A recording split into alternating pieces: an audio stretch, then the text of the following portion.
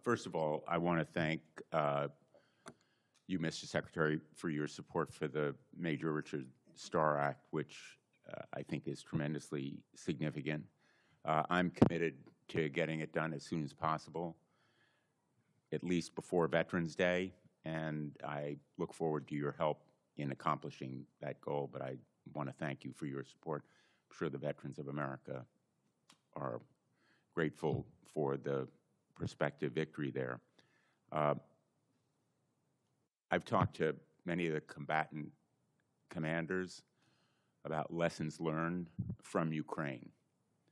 And I think that there is unanimity on the point that there is a lot to be learned, not only about what the Russians are doing, but what other adversaries could do as well. General Caine, Chairman Caine, would you agree that there are lessons to be learned from Ukraine?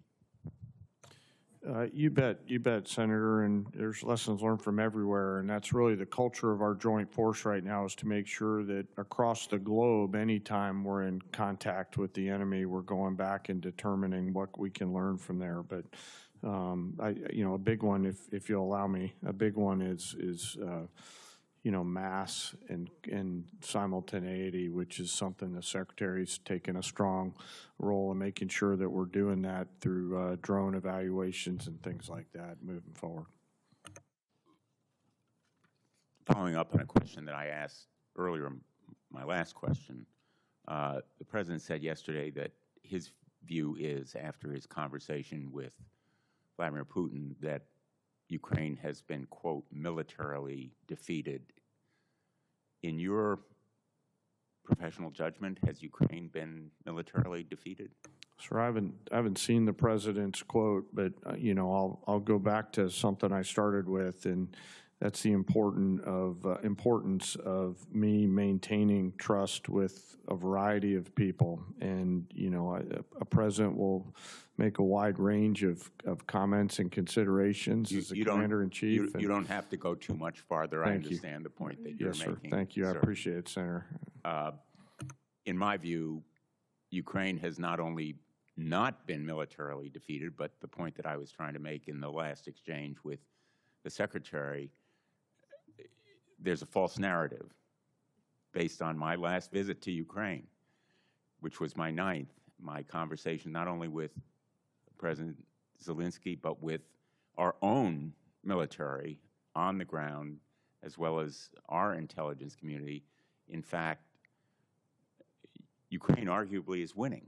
There is this false narrative, Russia's winning. Putin wants that false narrative to be our official narrative. I'm not putting words in your mouth, and you don't have to respond. I understand your reasons for not responding, but the American people should know that the President of the United States is undermining our security because Ukraine is holding the line against Vladimir Putin, who will keep going against Moldova, which I also visited on my last trip, against our NATO allies, and we still have an obligation under Article 5 to come to their defense, just as they did after 9/11, as King Charles so eloquently reminded us. And my view is, and this observation is hardly novel, that China is watching what we're doing in Ukraine. Would you agree?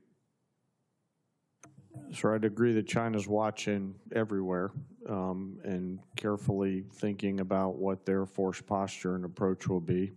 And I think they're learning a variety of things, to include the tenacity and grit of the joint force around the things that we've been ordered to do over the last year.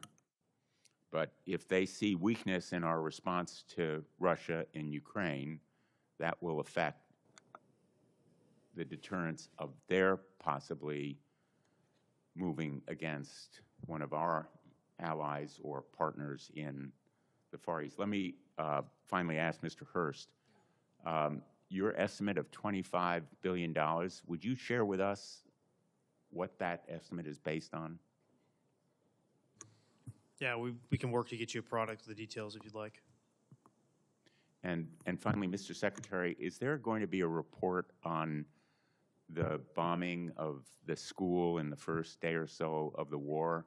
I know you were asked about it yesterday. I'm wondering whether you have a more detailed response that you can share with us.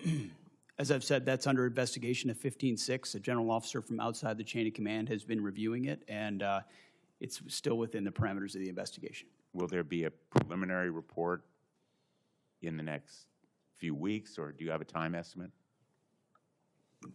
I don't have a time estimate for you, but it will be, it's right now within the parameters of the length of time that normally these investigations take. I'm asking because in your final response to Senator Gillibrand, you said that great care is taken to avoid civilian casualties, and it would be profoundly significant if that report were made available in a timely way to show, in fact, the commitment to avoiding civilian casualties and learning lessons from the mistake made there. Support journalism you trust. Support PBS News. Donate now, or even better, start a monthly contribution today.